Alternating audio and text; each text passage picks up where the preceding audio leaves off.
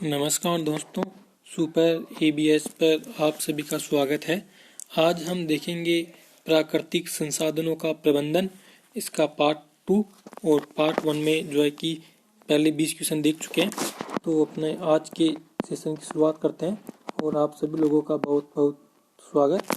तो अपना क्वेश्चन है 21 कि अमृता देवी बिश्नोई राष्ट्रीय पुरस्कार किस कार्य के लिए दिया जाता है। तो ये दिया जाता है जीव संरक्षण हेतु, ठीक है ना, वन्य जीव संरक्षण हेतु, वन्य जीव संरक्षण हेतु। नेक्स्ट क्वेश्चन है 22वां, हिमालय राष्ट्रीय उद्यान के क्षेत्र में किस प्रकार के वन पाए जाते हैं। तो किस प्रकार के वन पाए जाते हैं, इसमें अल्पाइन तरह के वन पाए जाते हैं, अल्पाइन। प्राकृतिक संसाधनों के 2 उदाहरण लिखिए। तो प्राकृतिक संसाधनों के 2 उदाहरण जो है कि आप कोई भी लिख सकते हैं, जैसे वन हो गया, वन्य जीवन हो गया, जल हो गया, कोयला हो गया या फिर पेट्रोलियम हो गया। ये आप कोई भी जो है कि इनमें से कोई भी 2 लिख सकते हैं। इसके बाद नेक्स्ट क्वेश्चन है कि राजस्थान में प्राकृतिक जल संग्रहण संरचना है। तो राजस्थान में जो जल संरचना है, संग्रह संरचना है, इस संरचना के बारे में क्वेश्चन पूछा है। तो इसमें हम लिख देंगे, एक तो आ जाएगा खादीन, ठीक है, एक आ जाएगा बड़े पात्र और नाड़ी। ये राजस्थान में जल संग्रहण के प्रमुख जो है कि संरचनाएं हैं। और नेक्स्ट क्वेश्चन है कि कोयला एवं पेट्रोलियम उत्पादों का संगठन बताइए। तो कोयला और पेट्रोलियम उत्पादों का संगठन हमें पूछ रहा है, तो वो क्या है, तो वो देखिए, उसमें हो जाएगा। एक तो कार्बन, तो आप सब जानते हैं कि कार्बन तो प्रमुख इसमें है ही। कार्बन के अलावा इसमें जो है कि हाइड्रोजन होगी, बहुत ही अच्छा क्वेश्चन, हाइड्रोजन होगी, नाइट्रोजन होगी और इसके साथ ही सल्फर होगी। तो कार्बन के अतिरिक्त हाइड्रोजन, नाइट्रोजन और सल्फर भी होगी। कर्नाटक और बिहार में प्राकृतिक जल संग्रहण तथा जल परिवहन संरचना का नाम लिखना है कि इन क्षेत्रों में जो है कि जल संग्रहण संरचना कौन कौन सी है। तो कर्नाटक में तो हो जाएगी क्या, कट्टा। इनको ऐसे भी याद रखना, पूछ सकता है कि कट्टा क्या है, ठीक है ना।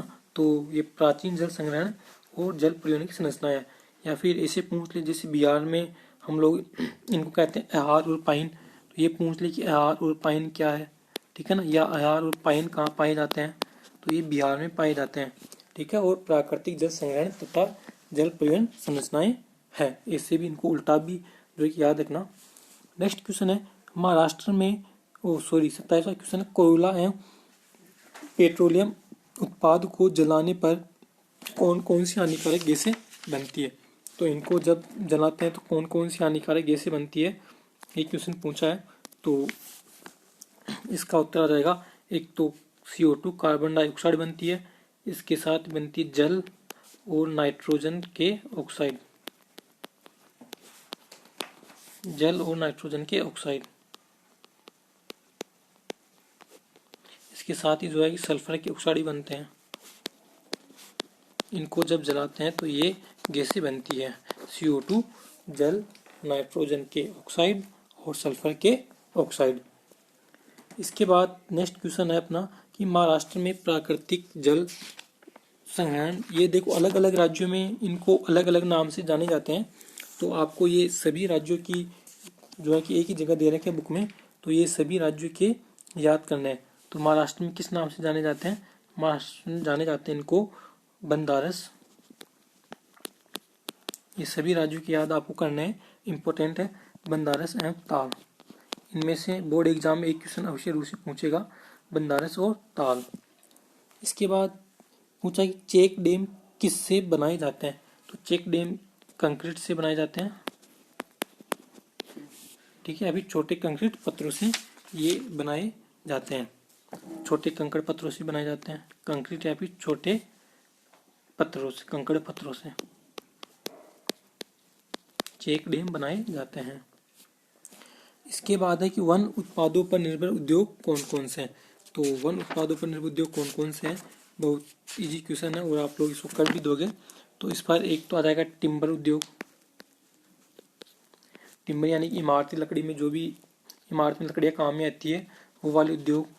इसके साथ ही आ जाएगा कागज उद्योग, कागज के साथ आ जाएगा लाख उद्योग, और लाख के साथ जो खेल के सामान बनाने वाले उद्योग हैं, ठीक है ना, खेल के सामान बनाने वाले उद्योग, वो सब जो है कि इन पर निर्भर रहते हैं, वनों पर निर्भर है। टिम्बर उद्योग, कागज उद्योग, लाख उद्योग और खेल के सामान बनाने वाले उद्योग जो है कि वनों पर निर्भर रहते हैं। छोटे जलाशयों का मुख्य उद्देश्य क्या है, ये पूछा कि छोटे जलाशय का मुख्य उद्देश्य क्या होता है। तो छोटे जलाशयों का जो मुख्य उद्देश्य होता है वो होता है जल भौम स्तर में सुधार करना, ठीक है ना, जल भौम स्तर में सुधार करना, यानी कि जल स्तर को जो है बनाए रखना चाहते हैं। छोटे छोटे जो जल स्रोत होते हैं वो जल के स्तर को बनाए रखने में काफ़ी मदद करते हैं और उनका प्रमुख उद्देश्य यही होता है, ना कि जल संग्रहण होता है। जल संग्रहण के लिए बड़ी संरचनाएं होती है, बांध वगैरह वो बनाते हैं।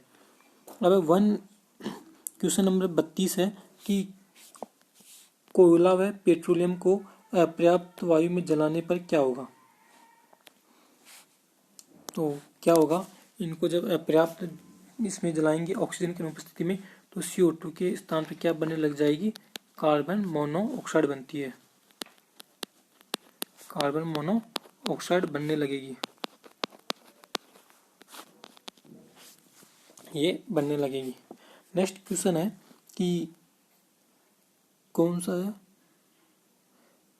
33 हो गया, ओ सो जहाँ 33 है कि कोई एक ग्रीन हाउस गैस का नाम लिखो।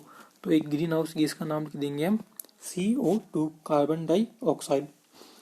नेक्स्ट क्वेश्चन 34 नंबर है कि जल के भौम जल के रूप में संरक्षण के कोई 4 लाभ लिखो। तो 4 लाभ कौन कौन से हैं, एक तो जल जो वाष्प बनकर नहीं उड़ेगा,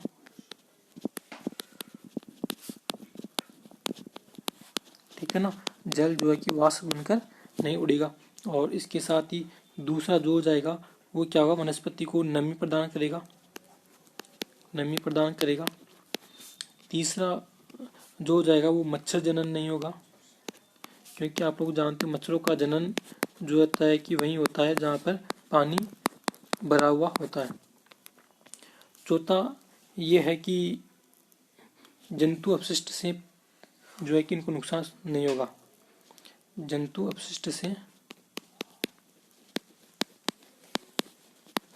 पानी जो दूषित नहीं होगा। ये इनके 4 लाभ हैं, ठीक है ना। एक तो वाष्प बनकर नहीं उड़ेगा, वनस्पति को जो आसपास के क्षेत्र में वनस्पति है उनको नमी प्रदान करेगा, मच्छरों का जनन नहीं होगा और जंतु अपशिष्ट नहीं होगा। ठीक, भौम जल में क्या होता है, पानी को भूमि के अंदर रहता है पानी, ठीक है ना, तो ये वाली बात है।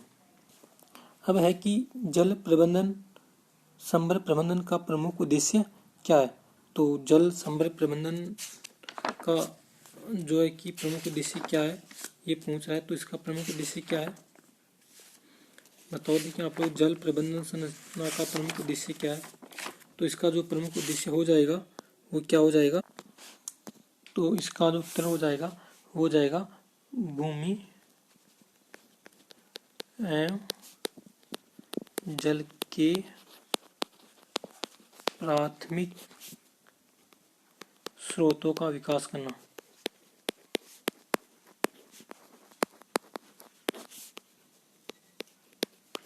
भूमि एवं जल के प्राथमिक स्रोतों का विकास करना, ये जल संभर का क्या हो जाएगा, प्रमुख उद्देश्य हो जाएगा।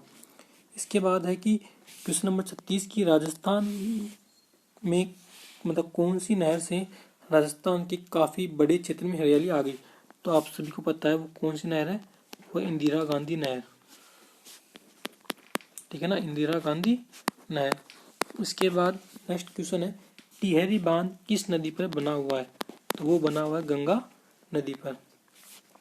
प्राकृतिक संरक्षण का मुख्य उद्देश्य क्या है? बहुत अच्छा क्वेश्चन है। प्राकृतिक संरक्षण का जो मुख्य उद्देश्य है वो पूछ रहा है कि प्राकृतिक संरक्षण का मुख्य उद्देश्य क्या है। तो क्या हो जाएगा बताओ आप लोग। देखिए बहुत बढ़िया क्वेश्चन है। प्राकृतिक संरक्षण का मुख्य उद्देश्य, तो इसका जो मुख्य उद्देश्य है वो मैं बता देता हूँ। वो है वंशागत जैव विविधता, वंशागत जैव विविधता को संरक्षित करना। वंशागत जैव विविधता को क्या करना? संरक्षित करना। ये इसका प्रमुख उद्देश्य है। नेक्स्ट क्वेश्चन है लघुत्रात्मक क्वेश्चन। और दोस्तों आपको बता दें कि कल वाले सेशन में ये क्वेश्चन अपना रह गया था जो कि आप लोगों ने कमेंट्स करके बताया। तो बहुत बहुत धन्यवाद कि आपने इतने ध्यान से आप लोग पढ़ते हो। कमेंट्स किया था विनोद विद आर्य बोज ने। विनोद विद आर्य बोज का बहुत बहुत धन्यवाद कि इन्होंने जो है कि कमेंट्स करके ये बताया कि सर आप ये क्वेश्चन बताना भूल गए। विनोद विद आर्य बोज, बहुत शुक्रिया आपका। तो इसका जो जवाब होगा वो जवाब हो जाएगा अपने कॉलीफॉर्म। तो क्या है कि दोस्तों कई बार ये लगता है कि इस क्वेश्चन का जवाब हमने दे दिया और वास्तव में उसका देते नहीं है, पता नहीं रहता कि ये क्वेश्चन छूट गया। तो आप लोग कमेंट्स बॉक्स में बता दिया करो कोई भी समस्या, तो उसका समाधान हम निष्पक्ष रूप से नेक्स्ट वीडियो में ज़रूर करेंगे। बस आप लोग समस्या बता दिया करो कि सर ये प्रॉब्लम है, उसका समाधान जो है 100% होगा और अच्छे से होगा। और ये थे अपने क्वेश्चन आगे कि लघुत्रात्मक एवं निंदात्मक प्रश्न, ये आप लोग जानते ही हो, आपको करने होंगे। तो फिर भी यदि इन क्वेश्चनों में कोई समस्या हो तो आप लोग पूछ सकते हैं। इसमें एक क्वेश्चन और मैं बता देता हूँ कि दो क्वेश्चन है 44 और 45 कि यदि वायुमंडल में, 44वां क्वेश्चन है, यदि वायुमंडल में कार्बन डाइऑक्साइड की मात्रा अधिक हो तो क्या होगा? यदि कार्बन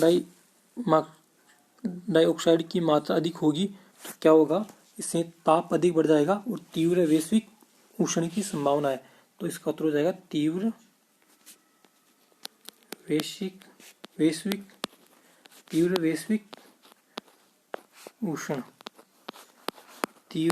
उष्ण की संभावना, यानी जो विश्व का जो तापमान है वो बहुत ज़्यादा बढ़ जाएगा। और इससे आप लोग जानते हो तापमान बढ़ेगा तो प्रकृति में कई तरह के परिवर्तन होंगे। अब है कि अमृता देवी बिश्नोई की स्मृति में दिया जाने वाला पुरस्कार कौन सा है? तो ये 45वां क्वेश्चन है। तो इसका उत्तर हो जाएगा अपने, क्या हो जाएगा?